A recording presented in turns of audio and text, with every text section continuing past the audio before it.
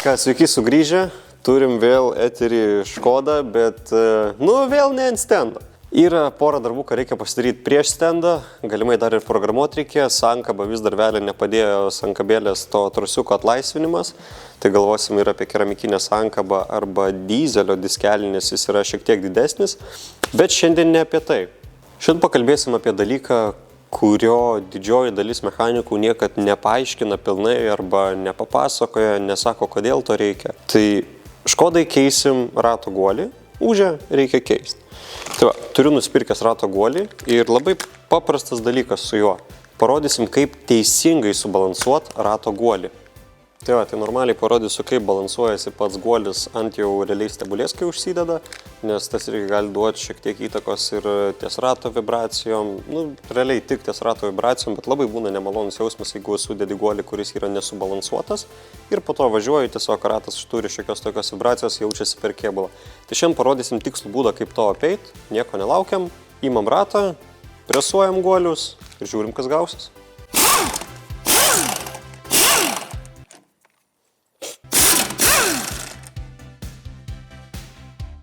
Tai va, Škodai šiaip reikėtų gal ir stabdžių didesnių, nes dabar žiūrint, čia kaip pavyzdžiui pridėsiu ilgą 17 galvutę. Kai jau galvutė ratam atsukti yra didesnė negu stabdžių diskas, gal jau pats laikas susirūpinti. Tai va, kadangi čia jau viskas buvo ardyta, tai turėtų daug neužtrukt, va ir diskas laisvas, galime beveik ranką atsukti. Stabdžių suportas jau buvo nuiminėtas, jau ten varžtai pjauti buvo, nes, prirūdyję seni nulūžę buvo, kai darėme pirmą kartą. Tai čia nieko sudėtingo, atsisuksim amortiką, vairo traukę, šakę, išsiims pusašis ir viskas.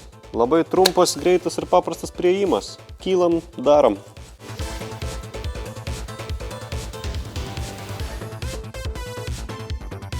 Tai tu palaukai, kokį varžtą nulaušiu.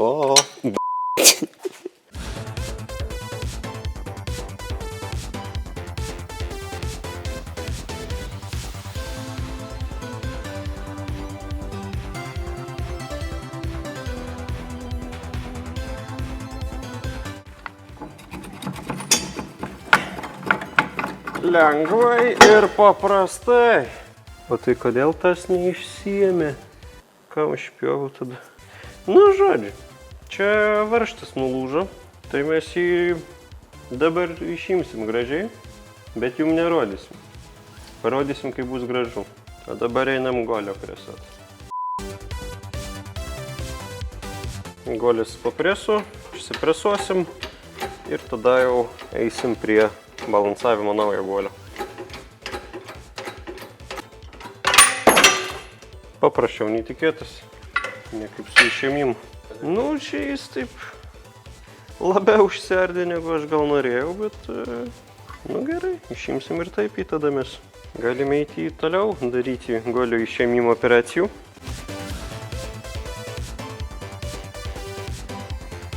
Tai va, išspresavom guolį, turim stebulę, turim naują guolį. Tai dabar pasisversim, pasižiūrėsim, kad būtų viskas subalansuota ir tada jau galėsim presuoti mašiną. Tai pasižiūrim dabar, kaip tas darosi. Tai va, turim čia svarstyklytės gražias su avokadu ir pirmiausia susisversim guolį, kad jo centrinė dalis būtų subalansuota su išore. Tai tą labai paprastai mes padarysim. Atsižymim, sakykim, tiesiog centriukus abiejų, biškai negerai, reikia tiksliau. O, labai gerai. Dabar mes žiūrim, ką tas mūsų guolis parodys iš svorio pusės. Ir jis rodo 526 gramus. Idealiausia, kad tas guolis svertų 525 gramus. Tai dabar bandysim tiesiog pasisukti po truputuką ir žiūrėsim, kur jisai parodys tuos 525 gramus. Tai reiškia, kad būtų pilnas balansas.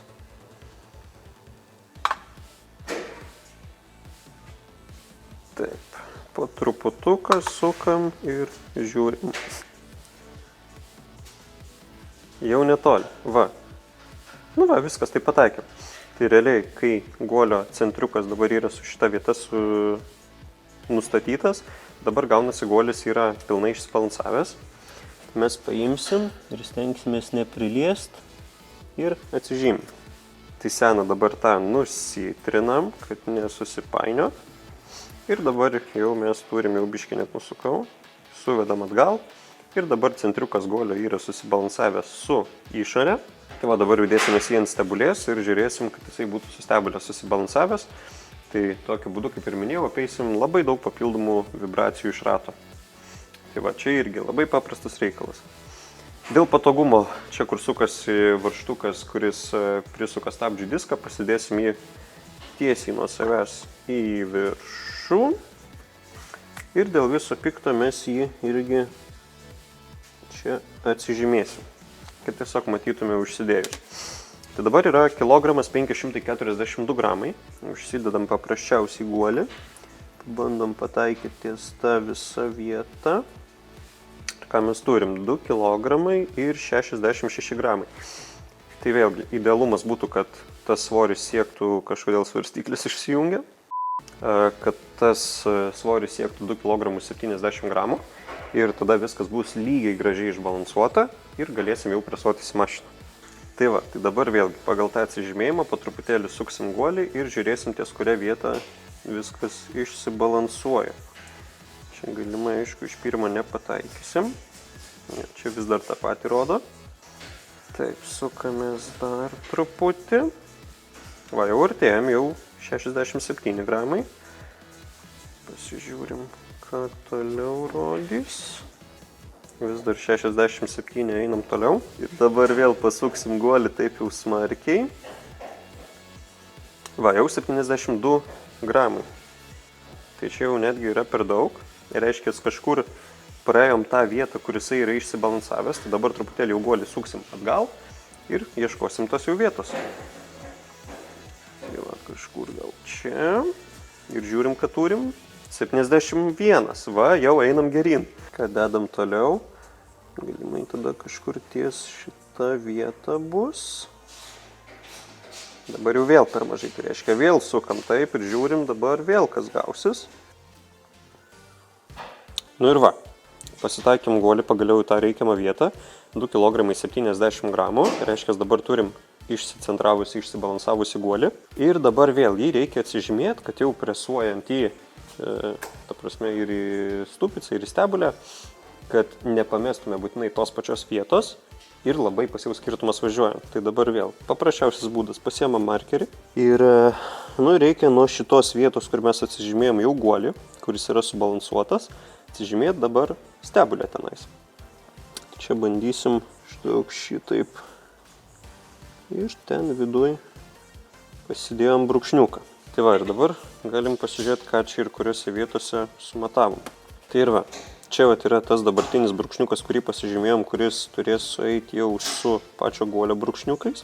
Čia yra tas senas, tai čia aš jau kaip ir nenutrinsiu, tai mes jį išsispalvinam, kad jis čia yra netinkamas. Ir viskas, dabar įsipresuosim, kaip pats guolis presuojasi į visą kelmą, stupicą, kaip nori taip vadinkit. Tame skirtumo nėra. Didžiausias skirtumas jaučiasi su pačia stebulė ir viskas. Čia kaip ir buvo sunkiausia dalis. Kartais tai užtrunka daugiau laiko, kartais mažiau. Šiuo atveju pasisekė, kad čia tiesiog greitai atgaudėm tas pozicijas ir viskas buvo gerai. Tai guolį, kaip ir sakiau, įsipresuosim tenais, bet kaip jam nėra skirtumas, svarbu, kad mes matytume grinai tuos brūkšniukus patys, kai jau presuosim stebulę. Tai labai reikės smarkiai susižiūrėti. Tai einam presuot. Presuojant patį guolį irgi nepamirštam truputuką susitept. Čia daug nereikia. Bet tiesiog, kad būtų tepimo ir jis neitų sausai. Aišku, išsivalyti visą laiką tas vietas dar reikia prieš tai, kas pas mus jau yra padaryta. Nu va, gražiai susitepėm ir galima presuoti. Nu, kadangi mūsų operatorius mėgsta šokt, filmuosim dar kartą. Tai va, naujo guolio presavimui naudosim seną guolį, nes, idealus dydis, nereikia nieko ieškotis, paprasčiau. Tai va, turim tas linijas, tai čia sakau, čia visiškai nėra skirtumo ties kuria vieta jos bus. Tai presuojam, ko čia daugiau ir plepėt nesąmonės. Ir ką guolį presuojam tol, kol jis atsirems į dugną. Tada žinosim, kad jis tikrai yra išsipresavęs. Na va, ir jau pasijautė truputuką pasipriešinimo ir čiut pradėjo kilt rodiklė. Reiškia, mūsų guolis yra įpresuotas. Atsileidžiam presą ir kas belieka. Įsipresuot stebulę. Tai va, dar ką pamiršau paminėti su šito reikalu. Čia, kad ir pasižymėjom tą brūkšniuką, bet mes jo vis tiek, kadangi presuosis taip, tai nematysim, ta prasme, iš šono nieko, nežinosim, kas daros. Tai labai paprastas variantas, jį tiesiog prasispalvint, prasitęs tolyn ir mes jau presuodami pasilenksim ir matysim, kad jisai brūkšniukas sueina su guoliu. Ir dar aišku, ką aš pamiršau, dar nepamiršau, pats laikas dabar tą padaryti. Tai įsistatyti mūsų šitągi fiksacinį žieduką, tiesiog į guolį, kad guolis nepabėgtų. Gerai, tai va, pasidėjom guolį, kad jį galėtume susipresuoti dabar. Dabar vat, labai reikia gerai susižiūrėti tuos brūkšniukus, bet čia kaip ir šone, gal su galva biškį uždengsiu, nesimatys, bet aš juos taip pagaunu. Ir vėlgi pažiūrim, kad čia viskas eitųsi tiesiai. Tai va, presuojam guolį visą laiką, sukiojam jį, kad žinotume, jeigu netyčia būtų kažkas ne taip, ar skersuotųsi, tai iš karto pasijaustų, kad sunkiau sukiojas, bet čia viskas normaliai, tai presuojam, po to parodysim, ką padaro tas guolio balansavimas. Nu ir va, jau pasijautė, kad pasunkėjo rankena ir pradėjo truputėlį rodiklytė atkilt. Viskas vis dar lengvai sukiojasi, čia aišku pilnai nepasuksiu, nes įsirėmė, bet reiškia, guolis įsipresavo. Tai va, kaip ir svarbiausia vieta padaryta, visi mūsų brūkšniukai žymėti sueina, nes vis tiek presuojantį reikia sukiot ir aiškiau. Svarbiausia dalis, kad išsicentravo labai gražiai stebulė su pačiu guoliu. Tai dedam viską atgal į mašiną. Dar reikia varžtą tai išpjauti vieną, iškaitant, padarysim už kadro ir parodysim, ką padarė šitas balansavimas. Tai varom, dirbam. Šitą tai gali ir nefilmuot, man atrodo. Nu ką, guolį pakeitėm. Dabar va ta dalis, kodėl jos reikia balansuoti. Tai labai pasijaučia, kad normaliai subalansavus guolį, ta prasme, ratas žymiai lengviau sukasi, maloniau. Tai va, į garsus nekreipi dėmesio, nes stabdis tiesiog šlifuojas, kadangi buvo nuimtas suportas, tai atspaustos kaladėlės. Irgi klibėjimo absoliučiai jokio nėra. Tai va, irgi viena iš balansavimo, ne viena, bet vienas iš balansavimo pliusų. Tai va, nepamirškite ir jūs susibalansuoti guoliu kiekvieną kartą, kai juos keičiat ir bus labai ryškus skirtumas važiuojant. Aišku, važiuojant dabar mes to neparodysim, nes tiesiog per kamerą nesijaus tokie dalykai. Bet vis tiek labai svarbu tą pasidaryti. Tai jeigu jau dažiūrėjo tokį videko galo, galima jums ir pasakyti, kad guolių nieks nebalansuoja, jų balansuoti ir nereikia. Bet jeigu patikėjot, tai prisiminkit, kad šiandien yra balandžio 1, melagėlių diena. Ir mes galvojom, gal visai smagu būtų padaryti tokį videką ir truputėlį jums pameluoti. Tai va, jeigu kas patikėjot, nepykit, bet guolių nereikės balansuoti, tai gali dėl to nusiraminti. O guolį man tiesiog reikėjo pasikeisti, tai į tą patį sudėjom viską, labai gražiai gavos.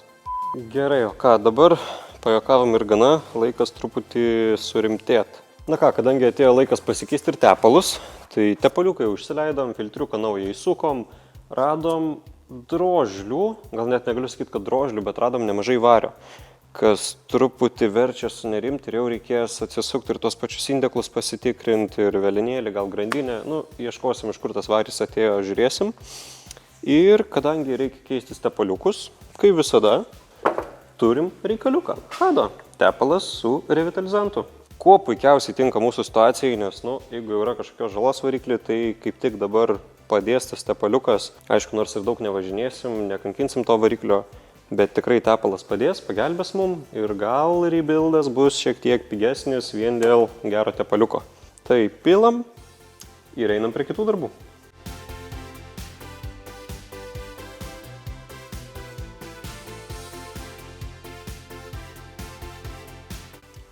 Čia viskas ten subėga į vidų.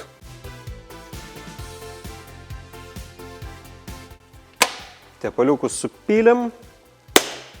Galim gazuot. Filmuoja. Tuoj, biškio įsiukus taip pagražint. Opa. Gerai.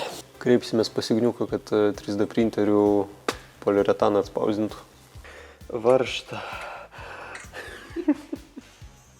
Jau einam geryn. Ko jis mažesnį svorį rodo. Šiaip galima bus po to įdėti, nes mes jūs balansuojam. Video galėjau šitą matą, tai va, pasidėsim šoniukę, kad jūs nematytumėt iš šono. Ir dabar vėl pasuksim guolį taip jau smarkiai.